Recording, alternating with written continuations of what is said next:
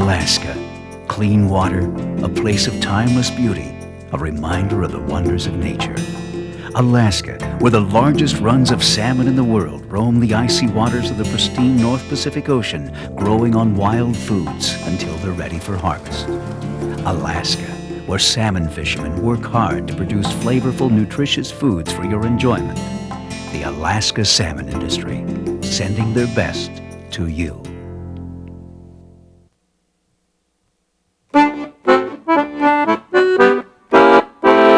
I love Alaskan salmon, wild Alaskan salmon, caught by Alaskan fishermen. I love cod and shellfish, they sure make a swell dish. I think that halibut is grand. I don't want T-bone steak, carved from a steer in Texas, but give me fish. And I don't give a damn if I do pay taxes. I love Alaskan salmon, good Alaskan salmon, caught by Alaskan fishermen. I don't want T-bone steak, carved from a steer in Texas, but give me fish. And I don't give a hoot if I do pay taxes. I love Alaskan salmon, good Alaskan salmon, caught by Alaskan fishermen.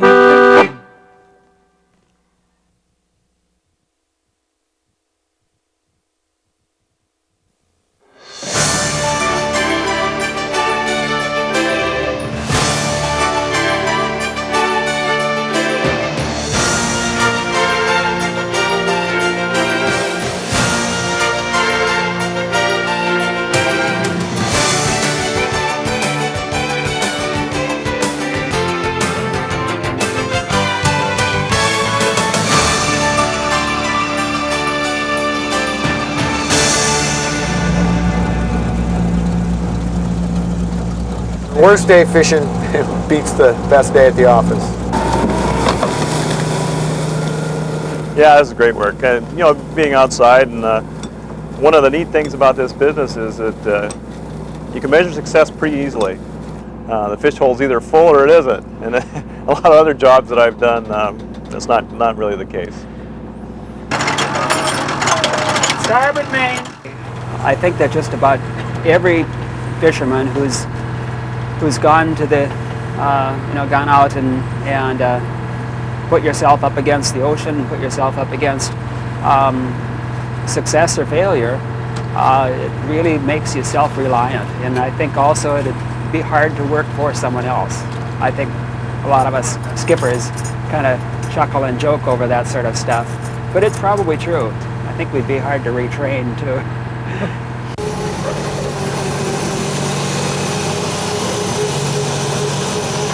Most of us got into it for the life and the love of the labor. You either have a sense for boats and nets and fish and the elements that we deal with, or you don't. And if you're someone who has a sense for them, you love it. And that's how we get into it.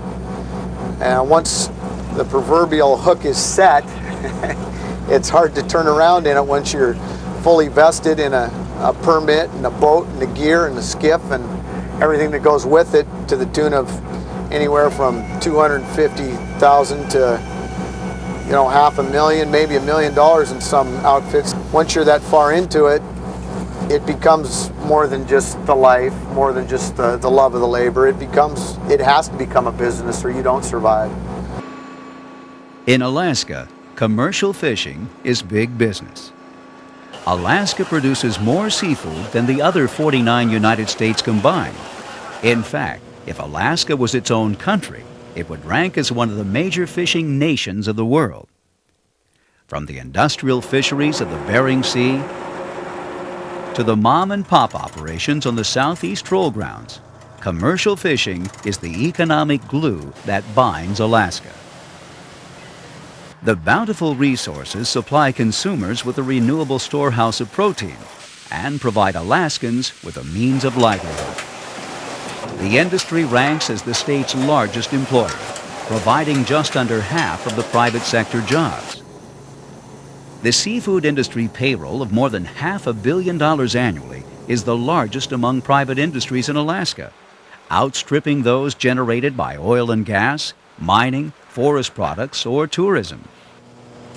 Beyond the sheer magnitude of the numbers, seafood industry jobs are spread throughout the state, bringing employment, economic benefit, and raw fish tax revenues to even the remotest Alaskan communities.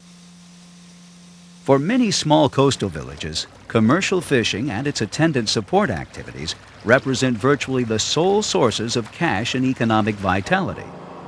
And despite its highly cyclical nature, Alaska's seafood industry is one its residents can count on for the long term. Alaska's vast coastlines and nutrient-rich waters sustain an enormous complex of marine resources, many of which have been restored to historically high levels of abundance. No species better illustrates Alaska's resurgent bounty than the salmon. The state's salmon populations today are thriving, despite more than a century of commercial exploitation. The huge salmon runs stand in tribute to the reproductive vitality of the Alaskan environment and to the effectiveness of scientific resource management. They are proof that abundant resources and large-scale commercial fisheries are entirely compatible, at least in a realm as pristine as this. Well, that's one of the things I love about working in this industry, is that it is a sustainable industry, and it's one that we can continue to propagate with a small helping hand. We've been doing this for over 35 years, so it'd be pretty hard to start pushing a pencil somewhere. I hope for my son that there will be a future for it. There will be, as long as we provide habitat for the fish and the managers manage the fish correctly. We should have these forever.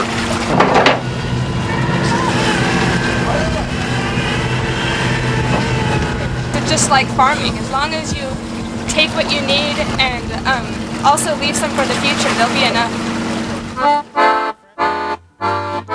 The Alaska salmon industry dates back to the turn of the 20th century, when Alaska was a federal territory. The conservation story hasn't always been a happy one. Federal management was too distant and too disengaged to protect the resource, and traps were allowed to overexploit the salmon stocks.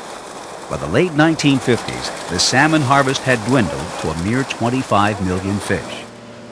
Local residents couldn't compete with the conglomerates that owned most of the traps, and took the profits from fishing home to Seattle or San Francisco. Out-of-state ownership was a major political concern. There were complaints about conservation, which had some legitimacy because the fishery was then being managed out of Washington, D.C., and in retrospect we can see it was not being managed very well. In 1959, Alaska became a state and assumed control over its own resources. Uniquely, Alaska residents gave the salmon explicit protection within the state constitution. The Statehood Act outlawed traps, and Alaska fishery biologists and elected officials began the slow process of rebuilding the salmon stocks. They immediately curtailed commercial, sport, and subsistence fisheries alike, with no heed to anything but the salmon. In the 1970s, the state established a network of nonprofit hatcheries designed to add to the abundance enjoyed by fishermen without compromising wild salmon populations. In the 1980s and 90s, Mother Nature blessed the human effort with a series of warm winters and ocean conditions that were ideal for salmon survival. Nowhere is the stunning success of their efforts more apparent than in southeast Alaska. Stretching from Yakutat to Dixon Entrance, southeast Alaska is a crazy quilt of islands, mountains, and forests bisected by saltwater fjords, major rivers, and thousands of small salmon streams. Cut off from the rest of civilization, it is as distinct from interior Alaska as it is from the rest of the North American continent. The region is home to some 75,000 people. More than half depend directly or indirectly on the commercial salmon industry. Southeast Alaska fishing operations epitomize the term family business. Many Alaskan households have been at it for generations. It is a family a business in a lot of in the true sense. If the husband is out fishing, then the wife and the other family is probably back tending that end of the business, which he can't do ashore.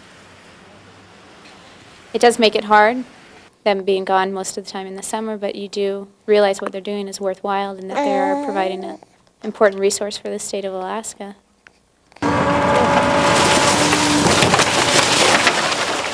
Today, it is a business challenged not by scarcity, but by natural abundance. The market is a little bit soft. There's a lot of fish around, and there's ups and downs in the fishery. There always has been. When my dad started fishing, when he was a young man, his father told him, well, you might want to look at some other opportunities because you never can be too sure about the fishing industry, and that was 40 years ago. And you could have said that at any point in history. And it's always been a pretty good business to be in the long term.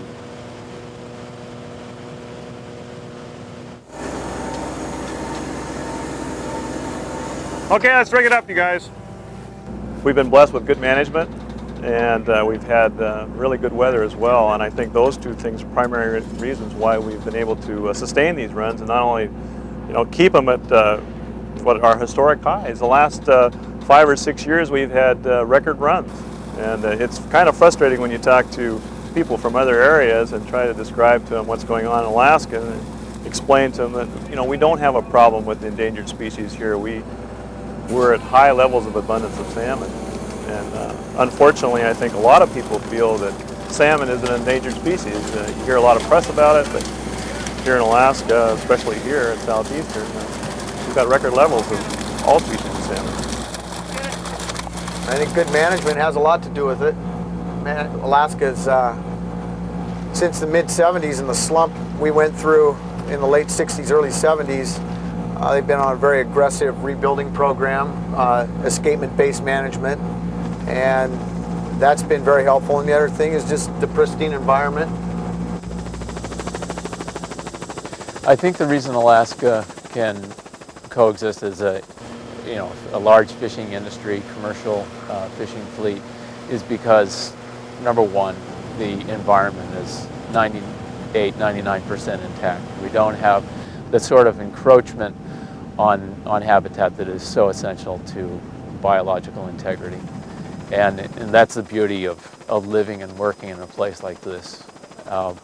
And so I think that the other thing that works in concert with that is the fact that Alaska is a young state. I believe that state government and policies and statutes that were set up in the early 60s took advantage of sort of the learning curve that occurred down south and in other countries, and have instituted policies and a structure that really protects the wild resources.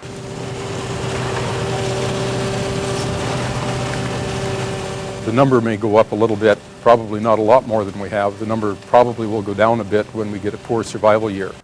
But the manner in which the fishery is now being managed and the habitat protected, it's a very sustainable resource. We overfly the streams on a daily basis through the course of the summer to ensure that we're getting proper escapement levels. And then based on what we're seeing for escapement and comparing that to the catches, we control fishing time. We've been averaging a return of salmon to just southern Southeast Alaska of around 60 million, of which an average annual harvest down here has been between 35 and 40 million pinks, chums and sockeyes, cohos and chinook over the last 15 to 20 years. So it's probably the largest salmon resource in the state of Alaska. 3 styles of commercial salmon fishing characterize Southeast Alaska. Purse seines are used to target pink, chum, and sockeye salmon. Purse seining is a cost-effective way to harvest high volumes of salmon, and pink salmon runs on the Gulf of Alaska in all the different fishing regions are healthy at this time, and it's really the only way to harvest the volumes in the short period of time that the runs occur. The net we're using is 250 fathoms long, and it's about 19 fathoms deep. And the whole purpose of it is to encircle the fish. Fish have to be moving in order for us to catch them, and what we do is we bring up the bottom of the net and we actually purse it. And that's the term that's used to describe the net is pursing, and that's why, because we pull the net and the bottom of the net together. That's the business we're in, is a volume business now, and of course we'd like to see better prices, but you know, if you can catch enough fish, even at the price that we're at, you make a few dollars. Last season, I directly spent in the community at Ketchikan $50,000. That's not including the money that went to my crew, which on some years is 6 figures. I can't think of anyone that doesn't get something from it, including the tourist industry. It doesn't matter what industry you're involved with, somehow you're getting a trickle-down effect from fishing, commercial fishing. It certainly gives the town a lot of character. Without the fishing industry there, the town wouldn't be there. There wouldn't be much for the tourists to look at. They definitely want to come by and ask questions, and a lot of them are really interested in, you know, what we do and how much fish we catch and how long we go out. And it's definitely an attraction. And a lot of times when we're working on the dock, people come up and want to like give us money because they think we're putting on a demonstration of how to fix our nets and stuff like that. So we thought about putting up a little tip jar there for all the questions we get asked and stuff, but we never have. It's kind of a running joke with us.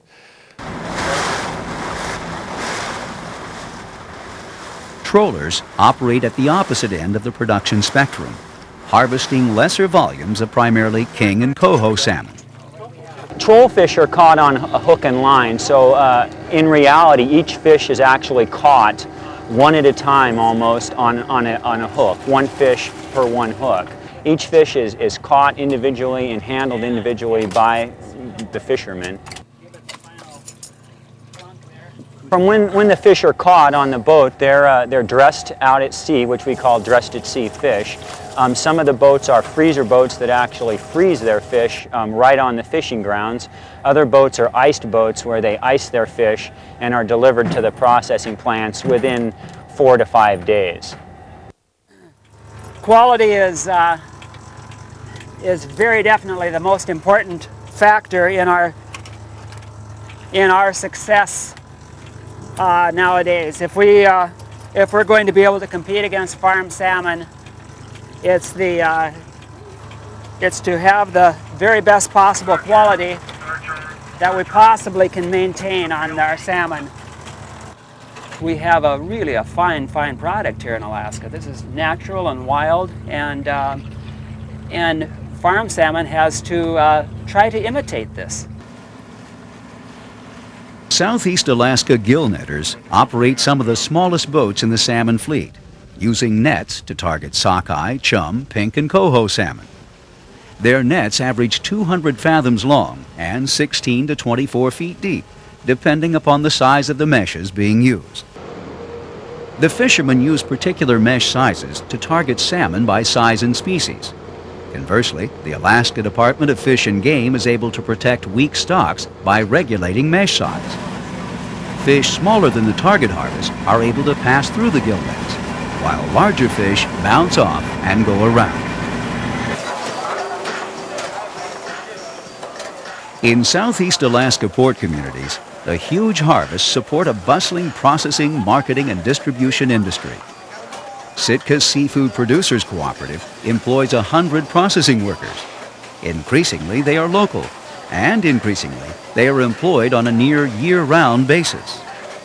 Unlike in the past, maybe like in the early 80s, in the recent 3 or 4 years, we've seen a kind of a shift to more of the local residents. Most of our employees stay with us between 7 and 8 months. We can keep them busy working almost every day, unlike it was in the past when it was more of a transient workforce. Petersburg Fisheries operates one of 3 fish plants that line Petersburg's downtown waterfront. Processing is big business for the island community. Our payroll in Petersburg is easily over 50% paid to people who are residents of Petersburg. Our labor cost annually is between $4 and $6 million. And again, half of that or more stays in that town. Groceries in the neighborhood of $500,000. Supplies to run the plant, just to keep the plant in repair, and also labor to keep the plant in repair is over $1 million.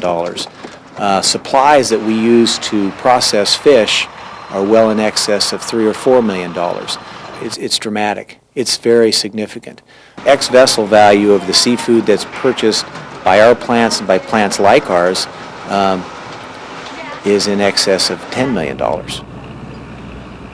I mean, it has a big impact on what the economies of all of Southeast towns are about. Juneau's a government town, but there's a sizable fleet. There are several hundred permit holders and crewmen who live in Juneau, who spend their incomes there, raise their families there, utilize the support services there are, process fish that they can in the facilities in Juneau, all of which end up into an income flow into the city that has a pretty sizable multiplier effect. It isn't just fishermen and processors who depend on fish dollars.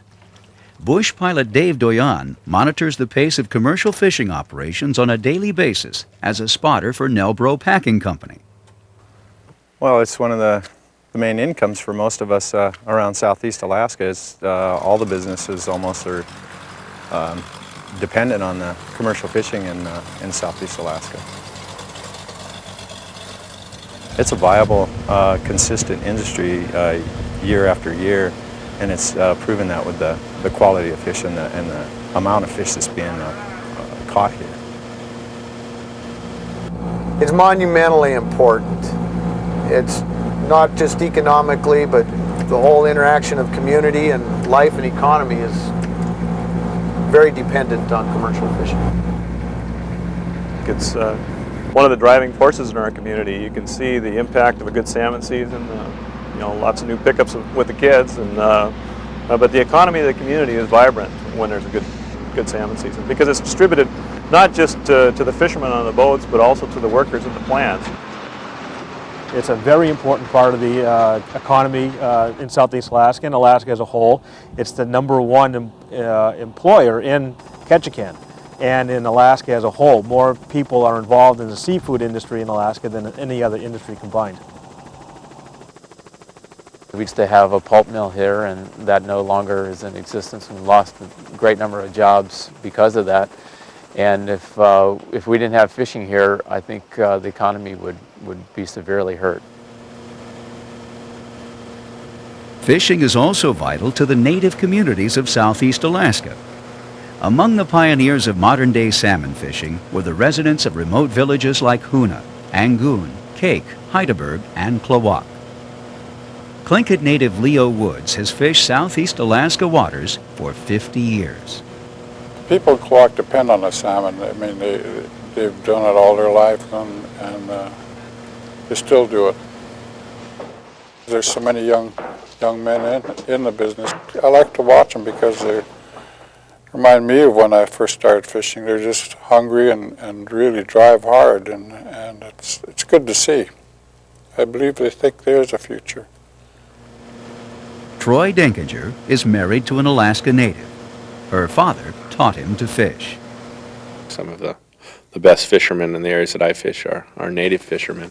They're very, very competitive. They've been, doing this for a long time and have a lot of, local knowledge and different knowledge that's been passed on to them. Southeast fishermen are key contributors to Alaska's salmon conservation success. Fishermen are strong conservationists, and I think that the Alaska fishing industry proves that time and again. They're behind high water quality standards. They're behind the fishing game management, fishing game habitat. They time and again will go to the legislature and support budget increases. In Southeast Alaska, 3% of the price paid to commercial fishermen is used to fund the regional nonprofit hatchery program that annually contributes millions of fish to the harvest. One of the benefits has been that subsistence users have benefited, personal use sport fishermen, and particularly charter groups. Charter sport fishing has benefited greatly. By carefully siting its hatcheries, Alaska has managed to develop substantial aquaculture operations without harming wild stocks. And one of the tenets of our board of directors is that the wild stocks, the salmon wild stocks in Alaska, are the backbone of their industry, and anything that compromises that, including aquaculture, is something that they won't do. And we conduct our business with that in mind. Abundant resources haven't always meant abundant profits for Southeast Alaska's salmon industry. With so many fish to catch, process, and sell, salmon fishermen, processors, and distributors are confronted with revolutionary changes to their industry. Once the unquestioned leader in salmon production, able to dictate prices and dominate markets, the Alaska salmon industry now faces unprecedented competition from farmed fish. There certainly has been the development of a competing supply of fish out of the farm fish coming out of Chile, out of Norway, to a certain extent out of Canada. So there is now more competition in the worldwide marketplace for wild salmon than was the case even 10 years ago, certainly 15 years ago. The other side of that is that that's a source of competition that's not going to disappear. So that in order for the commercial fishery to be viable into the long term, there's going to be the need to have enough of a volume to harvest to maintain some kind of competitive ability. There has to be enough volume to be able to produce a significant part of the market share in the world. And that's going to require sustained large-scale production.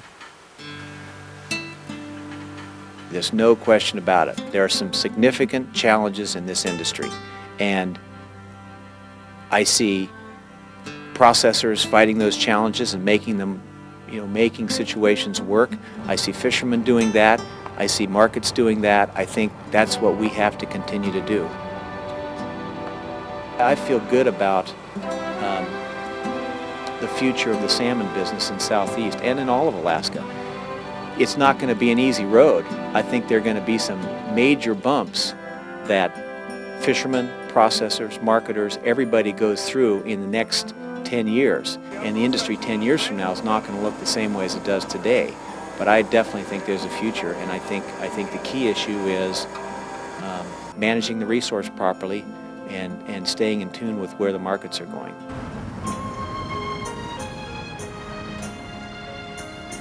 I believe we have a very bright future.